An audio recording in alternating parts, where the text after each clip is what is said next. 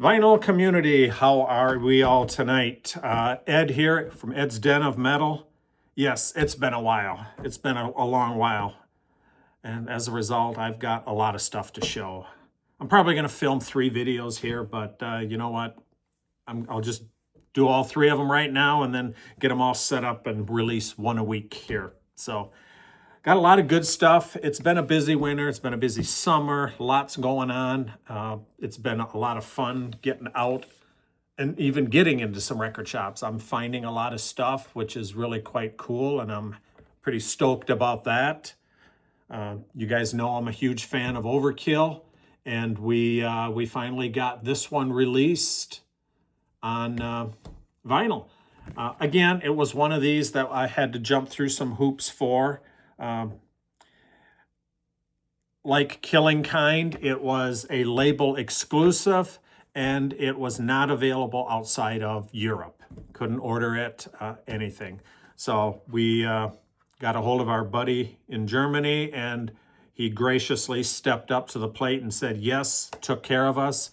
You know who you are. You're the best. Thank you so much for the help with these. We're both very glad to have them here. These are, again, Church on Vinyl. You can see there, you can zoom in a little bit. It'll tell you the different colors and splatter and liquid filled and the numbering. So this one, a little different, obviously, than from what our original CD was. That was green. I would have loved to have had the green version, but the green cover was only available with splatter vinyl, which was very frustrating to me. Green vinyl was with beige and beige and beige. I went with the beige vinyl. You know, it looks cool, but come on, guys. Overkill. Green is your color. The original cover was green. I think we should have done it in green with green or black vinyl. Again, I don't get paid to make those decisions, but yeah, here we go. I'll bring these up close to the camera. Yes, the CD, the green CD here is a lot crisper. They obviously did not have the files. The gold stuff on here is a bit, it's a little blurry. Yeah, I'm not gonna go on that soapbox again. I think I've done that enough over the years. Nice inners, lyrics and everything. Very nice job there. The records sound phenomenal. So at least they're doing a good job there. The artwork is a disappointment, but you know, what are you gonna do? Glad to have finally finished the vinyl collection with the last missing link I had. There is a couple varieties I still want to acquire, just to say I've got them for no other reason. The US was a 2 CD. Track listing is identical to that, and no surprises there. However, I do have a German version here too. That's on the old fat one. You can see right there, it'll tell you 4 bonus tracks. The 3rd disc it was released in Germany only. The 3rd disc was the original EP that preceded Feel the Fire in 1985. So cool to have this. This was on the original pressing only, and then it went to the standard single, double. So, all right, what's next? One that I had been looking for quite a while. I'm still looking for some Exodus albums, and I just found this one here. So I actually thought I had this one. Darcy and I were talking about the Capitol reissues of Force of Habit and Impact is Imminent. And I was getting ready to pull the trigger on Impact, ordering that one because I didn't have it. It's you know, fairly rare on vinyl. And I went to the shelf to pull it up here, and I had Impact is Imminent, but not this one. yeah, sometimes you have too many records and you lose track of what you got. But I put this one on my want list a couple months ago, and I wanted the U.S. combat records. There we go, centering right there, the gray camouflage labels. This popped up at a very good price, actually. I jumped on it right away. It was in the shrink, everything. It was vinyl's near mint. I did take the shrink off because it was tearing. It was loose on the back at the seam here, and it was just, I don't know, I figured it would just get caught and ripped anyway. So I took it off. Finally have this one now. So the only one I don't have in original Combat Records is Bonded by Blood. I'm still looking for, I actually want to get the green label version of that from Combat Records. So what else did I find?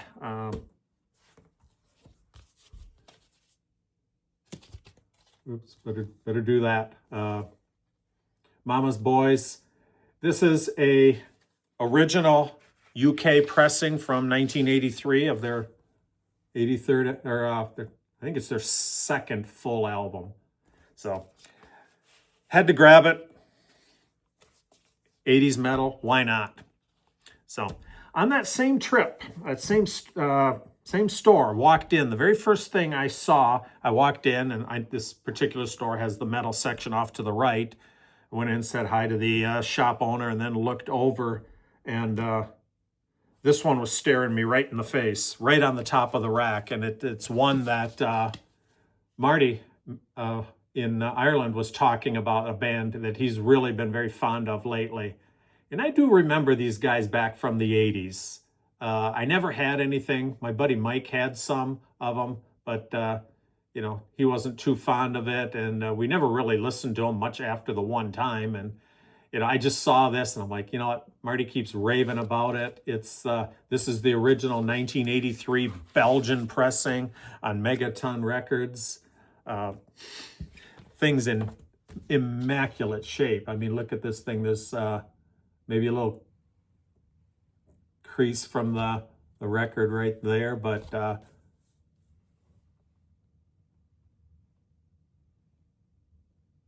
yeah, that ain't gonna focus. Yeah, it might. But yeah, this thing's immaculate, original pressing, and there it was, standing there, just ready for me to grab it. So I grabbed it. It's a fun listen to. Standout track on here, Black Car. That's a fun track. So early female fronted vocals back in the day, 1983. So, you know, and it turns out that shop took in a fairly large collection, and looking through something, and then this record here, I'm looking at it and I couldn't quite figure out why is it ringing a bell with me. And I'm looking at this thing, I pulled it up and I'm looking at this, you know, I go, what is this? Why do I know this? You know, I'm pulling it out, looking at the record. Okay, there's no insert with it. I flipped it around to the back. So it's definitely an original. And then I'm looking at it, and then I remembered why this thing was ringing a bell with me. Marty, you know exactly what this is. And here's why. He's been very big on talking about Carl Albert. He talked about the Ruffians in one of his videos. So here's an original near mint copy. This has got to be a private press from 1985 on Victory Records, 6-track EP. Their original first release out there. So kind of cool to find that. You know, where's this been sitting for all these years? And not a thing wrong with that. Cover is in perfect shape. Spine's perfect. So what else did I grab? This one here. I don't know if this one's still available, but it's I've seen it fairly expensive. I didn't grab it at the time. I only grabbed the CD. But this is Killing Is My Business and Business Is Good, The Final Kill. The record seems to go for quite a bit of money, and so when I saw it for 20, 25 bucks, I'm like, oh yeah, I'm taking it. I'm going to show a few versions here, because back in, I've always had the Combat original. This is an original Combat Records. Killing Is My Business. Had this all along, and there went that down there. So this mix, I mean, they've done 2 or 3 different mixes of this one over the year. Heavy, 180 gram vinyl. Really nice lyrics and write-ups. Gatefold. They did a nice job with this reissue. There's some additional tracks on the back too. Just like the CD. I always wanted this. I was kind of glad to find it, especially that cheap. And I'm like, hey, I'm taking it. And it's a different mix than the original. The first one was it's a classic. Don't get me wrong. I love it. It's the way it's supposed to be. I was not a fan of all the remixed versions of all the other albums that came out by Megadeth. I've got both versions, my original CDs and the remixes. But this one here, actually, based on what they did with this, I actually hate to say it, I really do. This mix sounds better, I think. What do you think? Give me some input on that one in the comments too, because it's not normal that I like remixes, but they did this one. Did it really need it? Maybe it did. It's a good one. Going over to this one here, and this is one that I got from, I haven't had an original this forever, but this is a Roadrunner. I got this one from Jürgen in Germany. He was, obviously selling off some of his either duplicates or reissues that he wants to get originals of. And this was one that I grabbed from him. Original lyrics and that on the Music for Nations label through Roadrunner Records in Europe.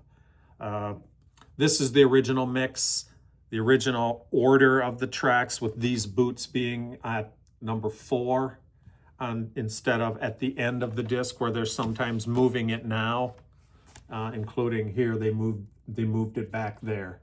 There was some lawsuits with that with Lee Hazelton that originally wrote the song, and I guess they had to tweak a couple words or whatever. But this is the original way that was put out back in the day. So again, an album that I always really wanted to have an original Combat Records of, but on vinyl. Never had it in the day, but I was glad to find it this time around here and get the one from Jürgen here. Month ago or so, a shop about 30 minutes from here, US Combat Records in the shrink. Not the green label that I really wanted, but I couldn't pass this one up. This is I think the 3rd pressing. Up to the light, it gives you the translucent brown color to it. So that puts it into their 3rd or 4th pressing of it, probably 1987, 1988. The barcode that's put on here, that's under the shrink, but stuck to the jacket. So again, this thing's immaculate, but a couple odd things. Not odd, but look how red this one is. It's kind of hard to tell with with that light. You can probably tell a little bit. The Roadrunner one is quite a bit crisper than the Combat Records one. All red print on theirs, whereas the US did the white. Not that it matters. I'm just really happy to have an original US one of this. So again, also with the Original inner sleeve in immaculate shape. So some cool finds. Speaking of cool finds, these next two, it's a band that's very, very, very new to me. I don't know how I missed them back in the day. And it's going to reference, again, something from earlier. And I found both of these.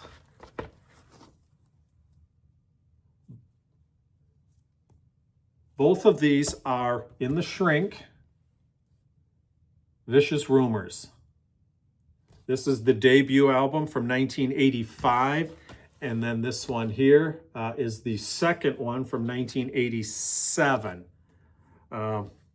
Again, whose vocals? Carl Albert. So these things are phenomenal. It kind of goes into a category of how did I miss these guys back in the day? I mean, I was all about, the label Shrapnel Records. Finding these back then would have probably been easy because I had quite a few of them already. But here we go. In the shrink, the brand new ones. No hype sticker on that, but the second one has a pretty nice little hype sticker on it. So,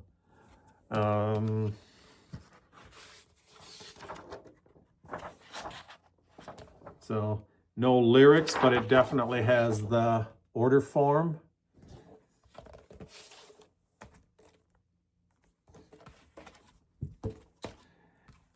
And then this one here there's nothing on the inside. So, and I don't know if there ever was.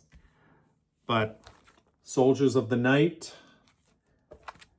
You want to know what else is cool about that? Let's zoom in on this one here. Tower Records, 1,890 yen. So here's a US record that got sold at Tower Records in Japan and now is back in the States. I got that here. That's pretty cool to have on there, I think, too. So different singer on here, Gary St. Pierre. Not the same singer. Carl Albert went on to, Marty, you're going to know exactly how many records, 3 or 4. I think at least 3, if not 4, that he did with Vicious Rumors before he went on. So, excellent records. Sounds so good. Great metal. Again, it's just kind of one of those, how did I miss them back in the day? So, all right, where are we at? 18 minutes. I can do a couple more here before I cut to the next one. So, Hanoi Rocks. I've got a few of these. I had all of these back in the day. I, for some reason, sold off some. I've said this before. Don't do that. Lyrics and photo collage. PVC Records. It's a U.S. pressing. For those that don't know, Hanoi Rocks, they were a glam metal band from Finland. Razzle was the drummer on this one. This was his first record, and this was their third. No, this was their fourth.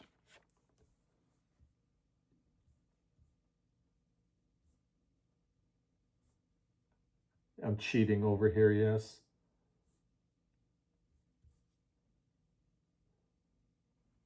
Yeah, this is their fourth record. Sorry about that. So, Razzle was the one that was unfortunately killed in that car accident in December of 1984 in Los Angeles. This was his first record, and they did one after that that I have. Also, Two Steps from the Move. Sad, but Michael Monroe, the singer on here, he has gone on quite a while with singing out there with other bands and solo stuff, as well as Andy McCoy. He's been around on a few different projects as well. So trying to get all these back in there. So All right. Do I remember this from the day? Music-wise, no. But when I saw this, I'm like, okay, this screams 80s cheese metal, hair metal. US pressing, Madam X, Two Sisters. They both, the drummer and guitar player. This was the only album, 1984, I believe it is, Jet Records, I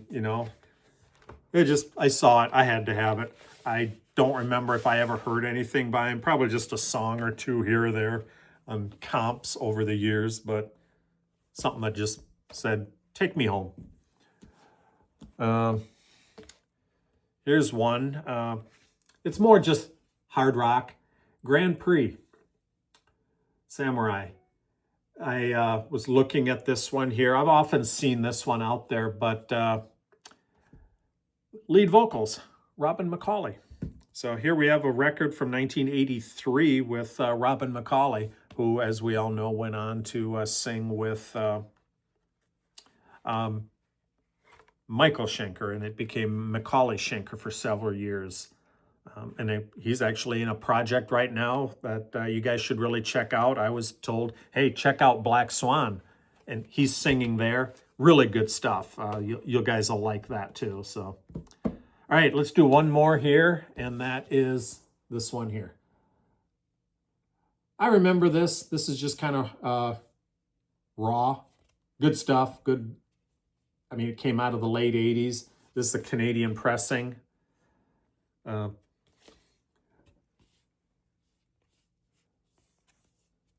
CD had an extra track on it, but the vinyl does not. Evidently, the jackets were printed and they stuck that over it. So, again, something to grab, Lyrics. Got to grab these things when you see them, right? All right, guys. I'm going to cut this one off, and then I'll start filming another one. I'll put this one up here this week, and then I'm going to set the next two up for the next couple weeks after that one. So we'll see them on every Tuesday, I guess. Let's shoot for that, okay? Till then, peace out. Heavy metal.